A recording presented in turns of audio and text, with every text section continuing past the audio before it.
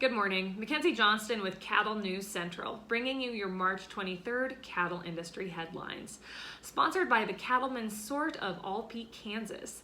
They're going to be hosting their second annual bull sale at the Highland Ranch headquarters near Alpi this coming Friday, March 26th.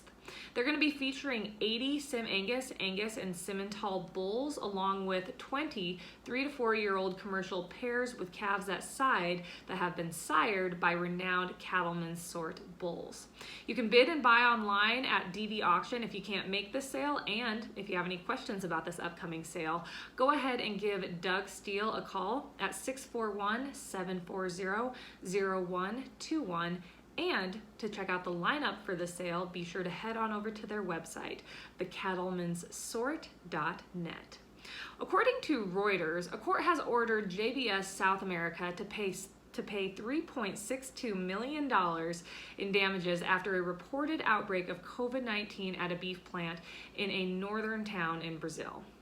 Last year, JBS faced at least 18 lawsuits in specialized labor courts as prosecutors attempted to force the world's largest meat packer to implement stricter worker protections in various facilities. After all of those lawsuits, this is the very first victory for the plaintiffs. A judge ordered the plant in the northern Brazilian town to be shut down last May after it was determined that the facility was the main source of contamination and spread of the virus. JBS declined to say whether or not the company plans to appeal, but the company did report that its main goal is to protect the health and security of its 145,000 workforce in Brazil. CNBC has reported that Bill Gates has said he wants to do his part to reduce the impact of a warming planet, and he is already making life changes to cut back on carbon emissions. What a guy. Some of these changes include driving electric cars, using solar panels to power his home, eating synthetic meat, buying green aviation fuel, and helping finance heat pumps in low-cost housing to replace natural gas. In November, Gates made headlines after he said that more than half of all business travel would go away after the pandemic. Whether or not this will truly happen is anyone's guess, but going forward, Gates plans to travel much less in hopes of saving our planet.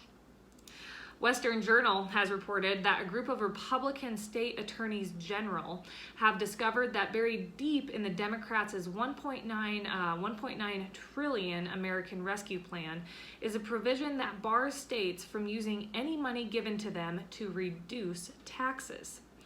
According to the law, states that do not use the money in the way that the Biden administration wants must pay it back. In a letter sent to Treasury Secretary Janet Yellen, the attorneys general point out that this language in the legislation could be read to deny states the ability to cut taxes in any manner whatsoever, even if they would have provided such tax relief with or without the prospect of COVID-19 relief funds. Signing on to the letter were the attorneys general of Alabama, Arizona, Arkansas, Florida, Georgia, Idaho, Indiana, Kansas, Kentucky, Louisiana, Mississippi, Missouri, Montana, Nebraska, Oklahoma, South Carolina, South Dakota, Texas, Utah, West Virginia, and Wyoming. Reuters has reported that China's agriculture ministry wants to crack down on the use of leanness enhancing agents in livestock to ensure the quality and safety of livestock products.